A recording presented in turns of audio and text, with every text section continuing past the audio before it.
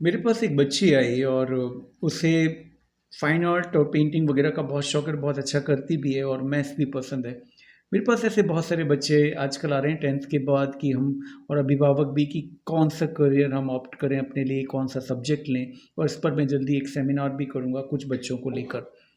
तो कैसे हम अपने करियर को प्लान करें या सब्जेक्ट की चॉइस करें, ये 10th के बाद बहुत सारे बच्चों के मन में ये दो रहा या क्वेश्चन आता है। देखो, पहला थिंग है, कुछ लोगों को अपना इंटरेस्ट या पैशन पता होगा और कुछ को नहीं पता होगा कि वो किस चीज़ के लिए बने हैं। जिन लोगों को पता है उनको मैं बोलूँगा, फॉलो योर पैशन और इंटरेस्ट। फॉर एग्जांपल इस बच्ची को मैंने ये कहा कि यस यू टेक मैथ्स, लेकिन फाइन आर्ट से रिलेटेड मैथ्स और आपके जो इमेजिनेशन से जो तुम पेंटिंग वगैरह कर लेती हो उससे रिलेटेड एक करियर, जैसे कि प्रोडक्ट डिज़ाइनिंग हो सकता है। जैसे कि लैपटॉप, मोबाइल फ़ोन आप देखते हैं या कार है, सब चीज़ों में एक प्रोडक्ट डिज़ाइनर का रोल होता है। ये देखो, ये इतना सुंदर सा पेन है, ये सुंदर सा पेन, ये मैं बहुत यूज़ करता हूँ। ये भी किसी ने डिज़ाइन किया होगा, किसी प्रोडक्ट डिज़ाइनर ने। तो प्रोडक्ट डिज़ाइनिंग अपने आप में एक बहुत बड़ा आर्ट और बहुत बड़ा साइंस है। और अच्छे लेवल के प्रोडक्ट डिज़ाइनर की वैल्यू इस समय वर्ल्ड में बहुत है। हर चीज़ में प्रोडक्ट डिज़ाइनिंग का रोल है, whether it is building, interior, कोई एनीथिंग, सजावट की चीज़ हो, बर्तन हो, माइक हो, कुछ भी हो, कार का इंटीरियर हो, कार का एक्सटीरियर हो, मोबाइल फ़ोन हो, बैटरी हो, सब में प्रोडक्ट डिज़ाइनर का एक रोल है। तो आप अपनी इमेजिनेशन, खूबसूरती और से कोई चीज़ बनाने की कैपेबिलिटीज़ और साथ में मैथ्स के प्रिंसिपल और आर्किटेक्चर को मिक्स करके आप एक प्रोडक्ट डिज़ाइनर बन सकते हो। उसका प्रोडक्ट डिज़ाइनिंग का कोर्स करके सीयूईटी एग्ज़ाम होता है और इवन आईआईटीज़ में भी प्रोडक्ट डिज़ाइनिंग के कोर्स होते हैं। तो इसके बारे में आप पता कीजिए और वो बन सकते हैं। आपको पेंटिंग में आपको इंटरेस्ट है तो आपका ये टैलेंट फैशन डिज़ाइनिंग में या इंटीरियर डिज़ाइनिंग में भी काम आ सकता है बहुत हद तक। तो कुछ ऐसे प्रोफ़ेशन हैं जहाँ पर art as well as science दोनों की कॉम्बिनेशन की ज़रूरत होती है और आपको पता है यदि आप इस चीज़ में अच्छे हो तो नथिंग लाइक दैट। अब मेरे पास जो लोग आते हैं वो ज़्यादातर इसी तरह के प्रोफ़ेशन जो कि एकेडमिकली ओरिएंटेड है, कि बायोलॉजी लूँ, कॉमर्स लूँ, आर्ट लूँ या मैथ्स लूँ, इस टाइप के क्वेश्चन के लिए पूछने आते हैं। जिन्हें पता है कि उन्हें एक्टर बनना है या सिंगर बनना है, क्रिकेटर बनना है, वो तो तय कर चुके हैं। यदि आप में वो पैशन है तो मैं बोलूँगा go ahead with it. But यदि आप एकेडमिकली ऐसी फील्ड में आना चाहते हैं तो सबसे पहले ये टटोलिए, कोशिश कीजिए जानने की कि किस चीज़ में आप अच्छे हैं, आपके इंटरेस्ट के कौन से एरियाज़ हैं। जैसे एक बच्ची मेरे पास आती है, वो बहुत अच्छे से बोल लेती है स्टेज पर। मैंने उससे बोला कि why not to like make a career in anchoring और टीवी इंडस्ट्री और समथिंग लाइक दैट, दिखती भी अच्छी है। तो मैंने उसके पेरेंट्स को ये सलाह दी कि उसको एक बेसिक ग्रेजुएशन करने दें और इंग्लिश हिंदी में उसकी कमांड को और अच्छा बढ़ाने दें। और मैंने बोला बहुत सारे लिटरेचर वगैरह की बुक पढ़ो और साथ में फिर देखो कि इस तरह के एंकरिंग शोज़ में जब जब मौका मिले करना शुरू करो और ट्राई करो कि इस फील्ड में आगे बढ़ो। तो इस तरह से आप अपने करियर को चुन सकते हैं। यदि आप इंजीनियर बनना चाहते हैं तब तो क्लियर है बात कि आपको जेईई में के लिए प्रिपरेशन करना है, 2 साल लगकर 11th एंड 12th में जम से करना है। नीट के लिए करना है तो जम से लग जाना है, सब कुछ छोड़कर 11th और 12th में नीट की पढ़ाई के लिए।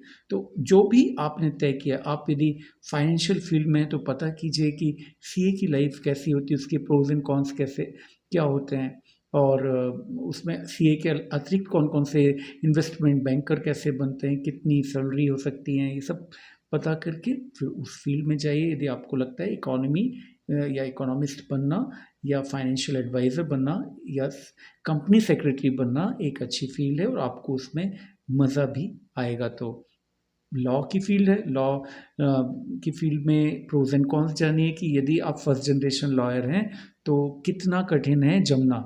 कॉर्पोरेट में तो आपको जॉब मिल जाएगा, लेकिन एज़ एन एडवोकेट यदि आप कोर्ट में आप वो देख के करना चाह रहे हो, तो वो शायद मुश्किल हो सकता है। तो प्रोज़ एंड कॉन्स दोनों जानने चाहिए और उसके बाद आपको डिसीज़न लेना चाहिए। कभी भी विशफुल थिंकिंग मत रखिए। विशफुल थिंकिंग जैसे कि किसी ने देख लिया कि आर्मी ऑफिसर की ज़िंदगी बहुत अच्छी है, सैल्यूट-वैल्यूट मिलते हैं, मुझे तो एनडीए करना है और आर्मी में जाना है, लेकिन खुद की पर्सनैलिटी को असेस नहीं किया कि हम बहुत सेंसिटिव हैं, हम बात-बात पर दुखी हो जाते हैं, रो देते हैं क्योंकि ट्रेनिंग आपकी बहुत कठिन होने वाली है, बहुत डाँट भी पड़ने वाली है, बहुत आपको हो सकता है आप ह्यूमिलिएटेड फ़ील करें इनिशियली यदि क्योंकि ट्रेन उनको इस तरह के एनवायरनमेंट में करना है आपको कि आप टफेस्ट ऑफ टफेस्ट सिचुएशंस के लिए तैयार रहें। तो अपनी पर्सनैलिटी को टटोलिए फ़र्स्ट ऑफ ऑल सब्जेक्ट लेने के पहले।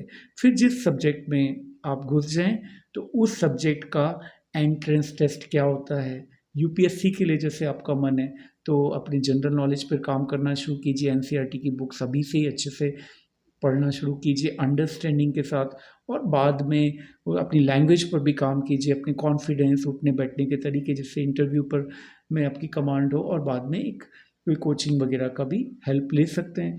आप तो पहले तो आपने सब्जेक्ट इस तरह से चुनना है कि आपको अपना इंटरेस्ट क्या है?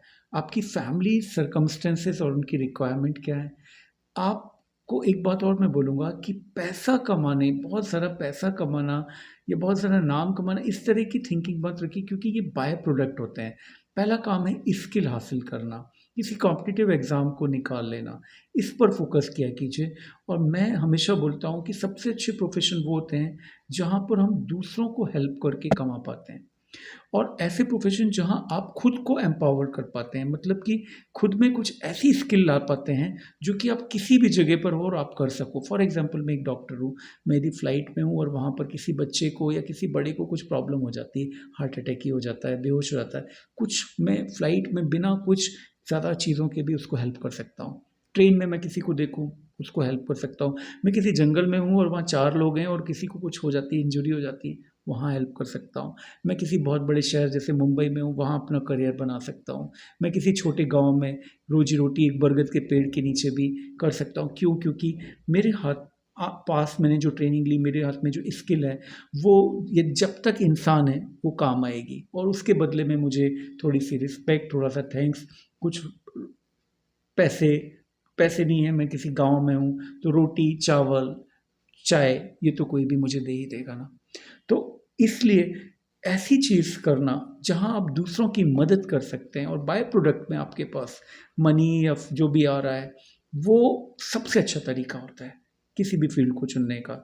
वो चाहे एडवोकेट हो, चाहे सब लोग यही कर रहे होते हैं, दूसरों की हेल्प। एडवोकेट किसी की हेल्प कर रहा होता है, सीए किसी की हेल्प कर रहा होता है, एक पुलिस वाला किसी की हेल्प कर रहा होता है, नहीं? तो इस तरह की फ़ील्ड्स को आप यदि अपने आप को एम्पावर करने की कोशिश करेंगे, तो वो आपको करियर निर्माण में बेटर हो कोई एंटरटेनर होता है जो वो किसी को लोगों को एंटरटेन कर रहा होता है इसलिए उसको कमा पाता है वो और उसको वेल्थ एंड फेम दोनों मिलता है। तो अपने आप में स्किल के पीछे आप भागिए, ठीक है? जहाँ पर लोगों को ज़रूरत है सर्व करने की का माइंडसेट रखिए, बाय प्रोडक्ट का पहले माइंडसेट मत रखिए। मैं जब डॉक्टर बन रहा था कभी नहीं सोचा कि मैं पैसे कमाना चाहूँगा इतने या इतने कमाऊँ या मैं इसलिए बन रहा हूँ कि मेरे पास ये कार हो या बंगला। ये सब बाय प्रोडक्ट हो जाता है भाई, ये सब नहीं सोचना है आपको, ठीक है? ये अपने आप आएगा। शाहरुख खान ने भी ये सब नहीं सोचा होगा, मज़ा आ रहा था उसको एक्टिंग करने में इसलिए उसने किया होगा, है ना? तो ये होता है। अच्छा, दूसरे नंबर पे मैं यंगस्टर्स को और माता-पिता को बोलूँगा कि सबसे ज़रूरी इस एज में 11th-12th में जो है वह एटीट्यूड आपकी आईक्यू और एकेडमिक में बहुत अच्छा होना ज़रूरी नहीं है, टॉपर होना ज़रूरी नहीं है, एटीट्यूड ज़रूरी है अच्छा होना। एटीट्यूड अच्छा होने का मतलब है कि आप राइट डायरेक्शन में सही ओर बढ़ रहे हो, किसी खराब एडिक्शन में नहीं पड़ रहे हो, किसी को हैरेसमेंट करने में आपको एन्जॉयमेंट नहीं मिलता है। आप एक अच्छे इंसान की तरह डेवलप खुद को करना चाहते हैं, तो एटीट्यूड सही होगा तो आप राइट पाथ, राइट जगह अपनी बना ही लेंगे, सीख ही लेंगे कुछ ना कुछ, बन ही जाएँगे। बहुत सारे ऐसे भी करियर हैं जहाँ पर लोगों ने बहुत अच्छा प्लानिंग नहीं की बट बहुत बड़े सेलिब्रिटी बने। फॉर एग्ज़ाम्पल आप पंकज त्रिपाठी को देखिए। पंकज त्रिपाठी किसी होटल में कर रहे थे काम ऐसा कुछ भी कुछ समय तक स्टूडेंट राजनीति में भी थे, मैंने उनका इंटरव्यू सुना। कोई ऐसा उन्होंने नहीं सोचा था कि एक दिन मैं बहुत बड़ा फ़िल्म एक्टर बन जाऊँगा बट ही बिकेम। बहुत सारी चीज़ें बिना प्लानिंग के लोग बहुत हाईली सक्सेसफुल हो पाते हैं। हमारे जो प्रधानमंत्री हैं, उनको थोड़ी पता था वो एक दिन प्रधानमंत्री बनेंगे। वो जो भी करते गए और आज यहाँ तक पहुँच बहुत सारी चीज़ें ऐसी हैं जहाँ पर हम डायरेक्ट प्लानिंग नहीं कर रहे होते हैं बट बहुत बड़े बन जाते हैं डिफरेंट फैक्टर्स के कॉम्बिनेशंस की वजह से। तो सबसे ज़रूरी लेकिन देखें सभी स्टोरी में जो होता है वो है परसिवरेंस सक्सेस की और ग्रिट कि लगे रहना परसिवरेंस एंड राइट एटीट्यूड। जितनी भी सक्सेस स्टोरीज हैं उसका सबसे ज़्यादा, वैसे तो सक्सेस हाईली अनप्रिडिक्टेबल है, बहुत सारे फैक्टर्स के बावजूद भी आप नहीं जज कर सकते। सिर्फ पढ़ाई में बहुत अच्छा कोई हो जाएगा तो सक्सेसफुल हो जाएगा ऐसा नहीं, बहुत सारे फैक्टर्स चाहिए होते हैं सक्सेस के। लेकिन सबसे ज़्यादा जो महत्वपूर्ण फैक्टर है वह परसिवरेंस, लगे रहना राइट एटीट्यूड के साथ।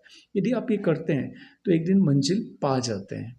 वो मधुशाला की भी लाइन है कोई ऐसी कि पा जाएगा मधुशाला, मतलब एक ही पथ पर चलता चल तो एक दिन मधुशाला मतलब तो